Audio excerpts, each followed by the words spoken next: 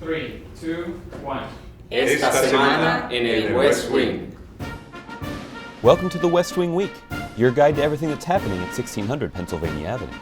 This week, the president announced reforms to No Child Left Behind, traveled to California to hold a town hall on job growth at LinkedIn, spoke on what the American Jobs Act could mean for America's schools, and gave his third annual back-to-school address. That's September 23rd to September 29th, or Set Your Sights High. Your country is depending on you. Set your sights high. Have a great school year. Let's get to work. On Friday, September 23rd, the president announced important new reforms to No Child Left Behind. These reforms, encouraged by leaders on both sides of the aisle, including the Republican governor of Tennessee, Bill Haslam, will improve the quality of learning and teaching and prepare the next generation of Americans to succeed in the global economy. Today, as many as a quarter of our students aren't finishing high school. We have fallen to 16th in the proportion of young people with a college degree, even though we know that 60% of new jobs in the coming decade will require more than a high school diploma. I've urged Congress for a while now, let's get a bipartisan effort, let's fix this. Congress hasn't been able to do it. So, I will. Our kids only get one shot at a decent education. They cannot afford to wait any longer. So given that Congress cannot act, I am acting. On Saturday night, the president donned a black tie to address the Congressional Black Caucus Foundation annual Phoenix Awards.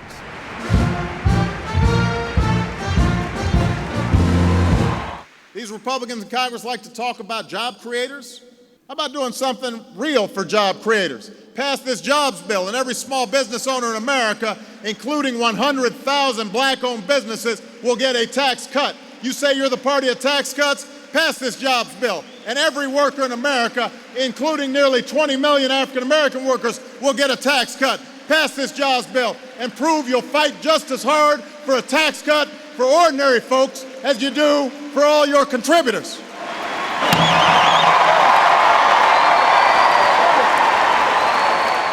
On Monday, a Silicon Valley-based online networking site LinkedIn presented a town hall meeting with the president on putting America back to work. The president answered questions about job creation and the economy from a live audience, as well as from LinkedIn members submitting questions online from across the country.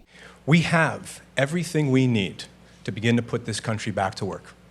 The raw materials, the basic building blocks, and perhaps most importantly, the will of a nation.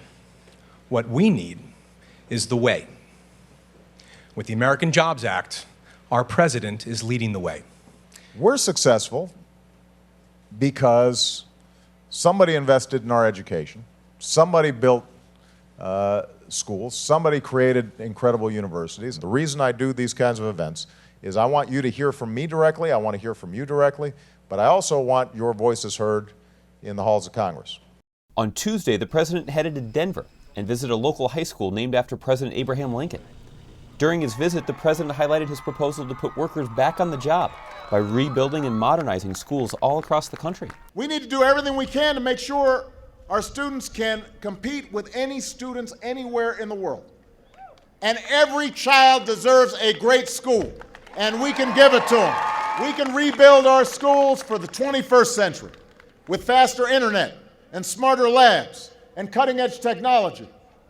And that won't just create a better learning environment for students, it'll create good jobs for local construction workers right here in Denver and all across Colorado and all across the country.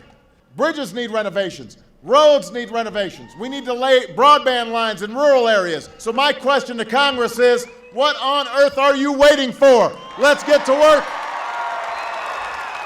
On Wednesday, September 28th, the president participated in a roundtable discussion with internet-based Hispanic news outlets and answered questions submitted online by Americans across the country. He then delivered his third annual back-to-school speech at Benjamin Banneker Academic High School in Washington, D.C., encouraging students to study hard so they can reach their very fullest potential and take the country to new heights. So all of you have a lot on your plates. You guys are growing up faster and interacting with a wider world in a way that old folks like me, frankly, just didn't have to. So today, I don't want to be just another adult who stands up and lectures you like you're just kids, because you're not just kids. You're this country's future. You're young leaders. And whether we fall behind or race ahead as a nation is going to depend in large part on you. On Thursday, the president sat down for interviews with television reporters from Nashville, Tennessee, Greensboro, North Carolina, and Orlando, Florida, to talk about how the American Jobs Act would create jobs and put more money in the pockets of middle-class families in those communities. To find out more information on any of these topics or to see complete videos of these events, go to whitehouse.gov. And thanks again for checking out your West Wing Week. Who's got a Sharpie? Hey, you got a Sharpie on? I have a Sharpie. I have a Sharpie. Come on, I got to sign.